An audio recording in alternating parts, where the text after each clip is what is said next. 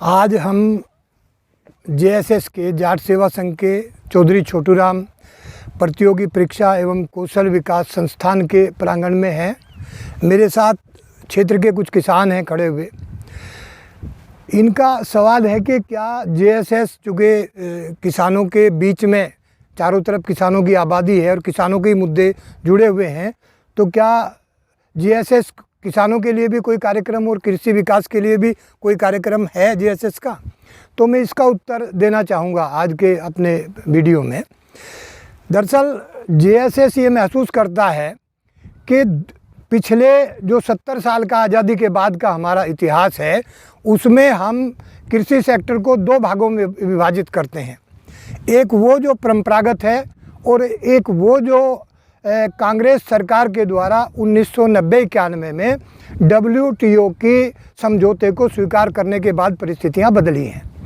तो मैं बताना चाहूँगा कि चौधरी चरण सिंह, चौधरी छोटूराम, कुंभाराम आर्य जो किसान नेता थे उस दौर के आज़ादी के बाद के, उन सब ने यहाँ जो हमारा ढांचा विकसित किया वो उस तरह की शिक्षा और व्यावसायिक ढांचा है, औद्योगिक ढांचा है जो कुटीर उद्योग पर आधारित है। यानी किसान के खेत में उपज तैयार होने के बाद वो मंडी में कैसे जाएगी, वो कैसे बिकेगी, यानी हमारा मंडी का ढांचा और कृषि विकास का ढांचा केवल विकसित हुआ।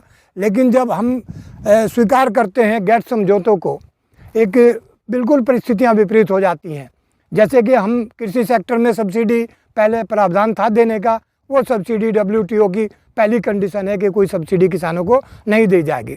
तो जब ये चीज़ लागू हो जाएगी तो किसान को आत्मनिर्भर होना पड़ेगा। यानी कृषि क्षेत्र में भी शिक्षा की तरह से एक ज़बरदस्त कंपटीशन की बात आ गई है और हमारा किसान जो परंपरागत और रूढ़िवादी किसान है वो इस परिस्थिति में कैसे सर्वाइव करेगा, इस पर एक शोध जो है जेएसएस ने किया है। वो शोध करने के बाद ये पाया गया कि जहाँ हालात ये बन चुके हैं कि किसान के खेत से उपज आने के बाद सीधी मेगा इंडस्ट्रीज के पास जाएगी, तो अगर ऐसा होगा तो किसान को उसकी फसलों का उचित दाम नहीं मिल पाएगा, क्योंकि इस परिस्थिति में एक तो जो हमारा पुराना मंडी का ढांचा है वो ख़त्म हो जाएगा और अगर मंडी तो सब्सिडी का ढांचा ख़त्म हो जाएगा। तो ये दो ढांचे ख़त्म होने के बाद कोई संभावना नहीं है कि किसान को उसकी उपज का उचित दाम मिल पाए। एक राजनीतिक बहस से बिल्कुल अलग हटकर हमें जो परिस्थितियां हैं वास्तविक, उन पर विचार करना होगा। और उस विचार में हम ये पाते हैं कि किसान को अपनी उपज का जब तक वो मूल्य संवर्धन नहीं करेगा तब तक किसान को लाभ होने वाला नहीं है। अभी तक क्या होता है कि हम अपनी उपज लेने के बाद उस उपज को उसी हालत में व्यापारी के हवाले करते हैं, तो ऐसी सूरत में जाहिर है कि हमें कोई दाम उसका नहीं मिलने वाला है। जेएसएस क्या करेगा? जेएसएस किसान युवाओं को प्रशिक्षण देने के लिए प्रेरित करेगा और उस तरह के प्रशिक्षण की व्यवस्था यहाँ की भी जाएगी कि जो हमारा एग्रीकल्चर प्रोड्यूस है उसकी ग्रेडिंग हो, सबसे पहले ग्रेडिंग के बाद उसकी प्रोसेसिंग हो, यानी मूल्य संवर्धन हो के, और ज़्यादा से ज़्यादा युवा चूँकि वो प्रशिक्षित होंगे तो वो कंज्यूमर साइड जो है वो जाएंगे।